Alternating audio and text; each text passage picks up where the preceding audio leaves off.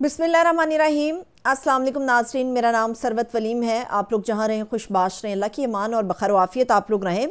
ताज़ा तरीन जो ख़बर है वो सुप्रीम कोर्ट ऑफ पाकिस्तान के आइनी बेंच ने दे दी है और पूरी कौम इसके ऊपर जो है वो कुछ शशो पंच में भी है और ये गुमान किया जा रहा है कि अगर मिलिट्री कोर्ट्स को ये इजाज़त मिल गई है कि वो सिविलियन का ट्रायल करने के बाद उनको सज़ा सुनाने का भी इख्तियार रखती है तो इसमें इमरान खान साहब के लिए कितनी मुश्किल है। कुछ लोगों का ख्याल है कि आर्मी एक्ट जो है वो खान साहब के ऊपर इत्तलाक ही नहीं होता। सिविलियन तो खान साहब भी हैं और बाकी लोग भी सिविलियन हैं जो उनकी सज़ा सुनाने का इख्तियार आइनी बेंच ने दे दिया है।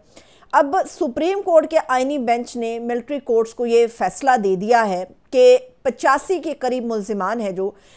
उनको सज़ा सुनाने का इख्तियार उनके पास है। मतलब जिनको तो रिहाई मिलनी चाहिए उनको रिहा कर दिया जाए, यानी कि फ़ैसला सुना के,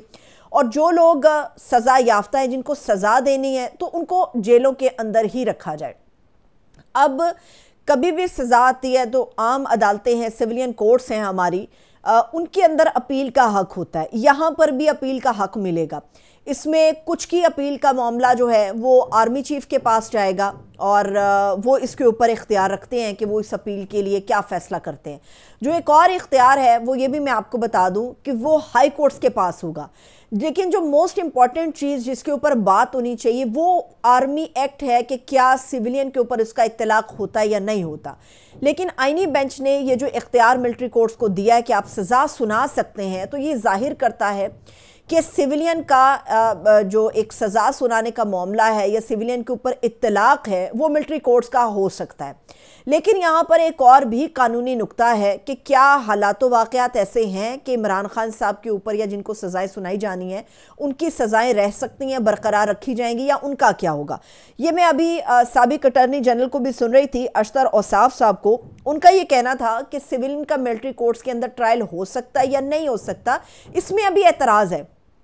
ज़रा सोचिए कि साबिक अटॉर्नी जनरल कह रहा है कि अभी ये मामला कोर्ट के अंदर है और ये अभी तय होना है कि आर्मी एक्ट का इत्तलाक सिविलियन पे होता है या नहीं होता, या सिविलियन का मिलिट्री ट्रायल हो सकता है या नहीं हो सकता। मगर सुप्रीम कोर्ट का आइनी बेंच ये इख्तियार अभी से कुछ देर पहले मिलिट्री कोर्ट्स को दे चुका है कि आपके पास जो मुल्ज़िमान मौजूद हैं आप उनको सज़ा सुना सकते हैं, आपके पास इख्तियार है। मगर दूसरी तरफ सुप्रीम कोर्ट के अंदर ही ये मामला अभी ज़ेरे इल्तवा है और इसके ऊपर अभी कोई फैसला नहीं हो सका कि ये होगा या नहीं होगा। मेरी समझ के मुताबिक अगर तो सुप्रीम कोर्ट ऑफ पाकिस्तान ये कह देती है कि सिविलियन के ऊपर आर्मी एक्ट का इत्तलाक नहीं होता, तो जिन लोगों को सज़ाएं दी जा चुकी होंगी या जब तक ये फैसला आएगा और कुछ लोग सज़ाएं भुगत चुके होंगे तो उनकी तलाफ़ी कौन करेगा। जो उनके साथ ज़्यादती हुई इसकी तलाफ़ी कहाँ से और किस तरह से की जाएगी, सबसे बड़ी बात है। और दूसरी बात यह कि अभी सुप्रीम कोर्ट इस चीज़ को फ़ैसला नहीं कर पाई है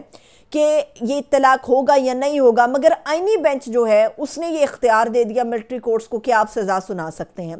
एक तरफ तो ये होना चाहिए ताकि जो लोग रिलीज़ होना चाहते हैं या जिनके ऊपर ये इतनी पेचीदगी नहीं है वो रिलीज़ होकर अपने घर जाएं। लेकिन सवाल यहाँ पर ये है कि अगर ये इजाज़तनामा एक्सटेंड होता है तो इसमें इमरान खान साहब का मुस्तकबिल क्या होगा।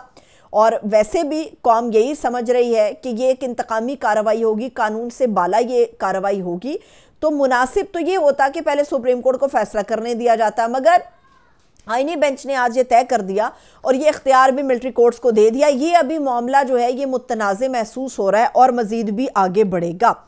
अब जो फ़ौज हमारी कर रही है वो हमारे सामने है, जो मामलात हैं, कई महाज़ों पर एक साथ जंग है, कई महाज़ों पर एक साथ लड़ाई है। यहाँ पर मैं आपको एक ऐसी इन्फॉर्मेशन देने जा रही हूँ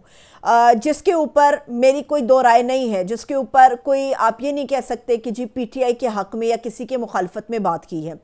फ़ौज के साथ इनफैक्ट वज़ीरिस्तान में क्या हो रहा है, ये जो इमरान खान और पीटीआई के ऊपर बड़ा धब्बा लगाया जाता है कि भाई आपने दहशतगर्दों को वापस घुसा लिया, आपने दहशतगर्दों को जो है एक ओपन हैंड दे दिया, वो पाकिस्तान में जैसे चाहें वो अपनी कार्रवाइयाँ कर रहे हैं। दहशतगर्दी को वापस लाने का सहरा जो है वो इमरान खान साहब के और पीटीआई के सर पर डाला जाता है। यहाँ पर एक हकीकत है वो मैं आपके सामने रखती हूँ। इम्तियाज़ गुल साहब जो हैं ये दिफाई तज्ज़िया कार हैं और बड़े बाखबर आदमी हैं। انہوں نے یہ بتایا کہ وزیرستان کے متعلق جو صورتحال ان تک پہنچی ہے وہ بڑی تشویشناک ہے۔ ذرا سوچئے کہ پاکستان کا ایک حصہ ہو اور وہاں پر ہم یہ کہہ دیں کہ بھی ہماری فوج 5 بجے جا کے اپنی چوکیوں میں چھپ کے بیٹھ جاتی ہے، یا میں کہہ دوں کہ پاکستان کا ایک حصہ ہے وہاں پر ہماری جو پولیس ہے وہ شام 5 بجے کے قریب اپنی بیرکوں میں گھس جاتی ہے اور اس کے بعد ان کو نکلنے کی اجازت نہیں ہوتی۔ جن لوگوں نے قانون پہ عمل درآمد کرانا ہے، جنہوں نے عوام کو تحفظ کا احساس دینا ہے، ذرا سوچئے، سوچنے میں بھی عجیب لگتا ہے کہ شام 5 بجے وہ لوگ اپنی بیرک اور چوکیوں میں جا کر بیٹھ جائیں گے اور پھر جو دہشت گرد ہیں وہ دندناتے پھریں گے۔ وزیرستان کے اندر صورتحال امتیاز گل صاحب کے مطابق یہ ہے، جو وہاں کے باخبر آدمی نے جن کا نام انہوں نے ڈسکلوز نہیں کیا، انہوں نے بتائی ہے۔ وہ کہتے ہیں کہ جو ہماری فوج ہے وہ وزیرستان جو کہ افغانستان کے بارڈر کے ساتھ شمال اور جنوب کی طرف لگتا ہے، وہاں پر ٹی ٹی پی یعنی کہ کالعدم تحریک طالبان پاکستان جو ہے اس کا راج ہے۔ جیسے ہی شام کے 5 بجتے ہیں، وانا ہو گیا اور اس کے ساتھ متصل جتنے گاؤں ہیں، جتنے حصے ہیں، وہ یہ کہتے ہیں کہ شام 5 بجے جو پولیس ہے وہ اپنی جا کے بیرکوں میں بیٹھ جاتی ہے، اور اس کے بعد آپ کو پولیس شام 5 بجے کے بعد اپنی بیرک کا کنڈا کھولتا ہوا نظر نہیں آئے گی، بیرک سے نکلتی ہوئی نظر نہیں آئے گی۔ اور جہاں تک تعلق ہماری فوج کا ہے،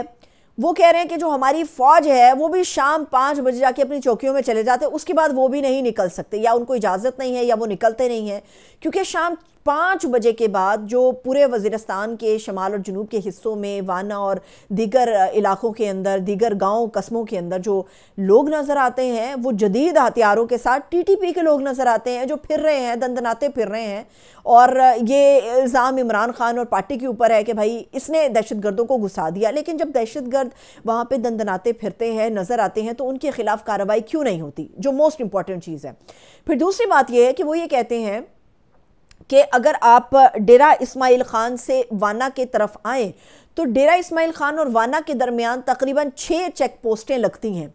اور ان 6 چیک پوسٹوں کو کراس کر کے یہ دہشت گرد جو ہیں یہ وزیرستان کے اندر داخل ہوتے ہیں۔ 6 چیک پوسٹیں ہیں اور ہر چیک پوسٹ کو کراس کر کے وہاں سے گزر کے باقاعدہ طور پہ یہ وانا کے اندر وزیرستان کے اندر داخل ہوتے ہیں، یعنی کہ ان کو اجازت باقاعدہ ملتی ہے تو یہ ان چیک پوسٹوں کو کراس کرتے ہیں۔ اور پھر وہ کہتے ہیں کہ پچھلے 3 مہینوں کے اندر وزیرستان کے اندر 25 لوگ جو ہیں ان کو قتل کر دیا گیا ہے۔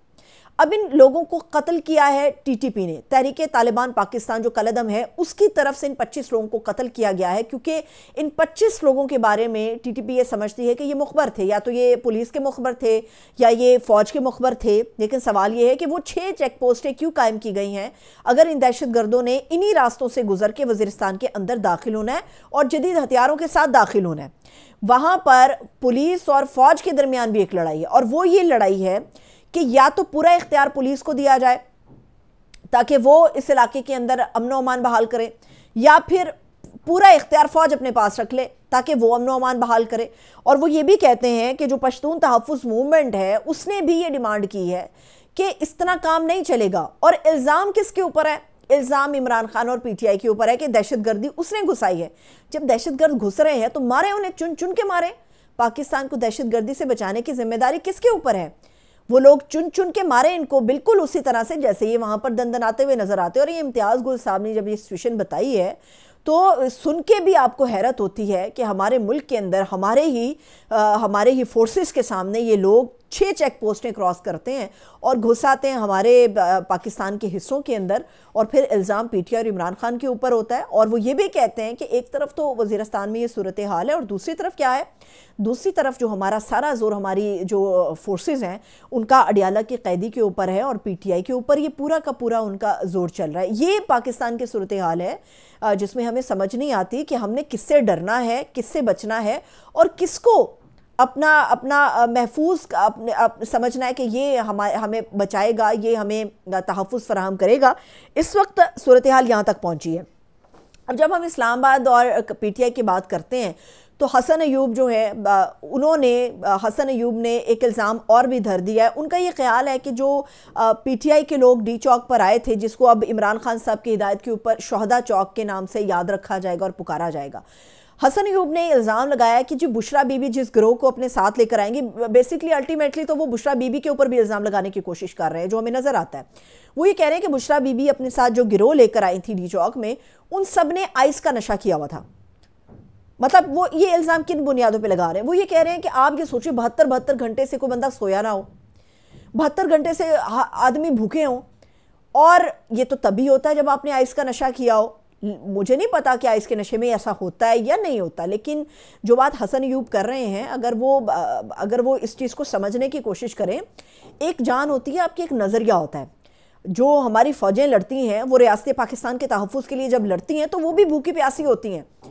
حسن ایوب ان کے اوپر الزام نہیں لگا سکتے کہ اگر کوئی فوجی بارڈر کے اوپر 3 دن جاگتا ہے اور دشمن کو پسپا کرتا ہے تو وہ اس لیے نہیں کرتا کہ اس کے اندر جذبہ ایمانی ہوتا ہے، وہ بلکہ اس لیے کر رہا تو اس نے آئس کا نشہ کیا ہوتا ہے۔ یا تو پھر حسن ایوب یہ الزام ادھر بھی لگا دے۔ اب جو پی ٹی آئی کے لوگ ڈی چوک پر آئے تھے وہ تو جذبے کے تحت آئے تھے، وہ خان صاحب کی کال پہ جذبہ ایمانی کے تحت اور اپنا ایک پرامن احتجاج ریکارڈ کرانے آئے تھے۔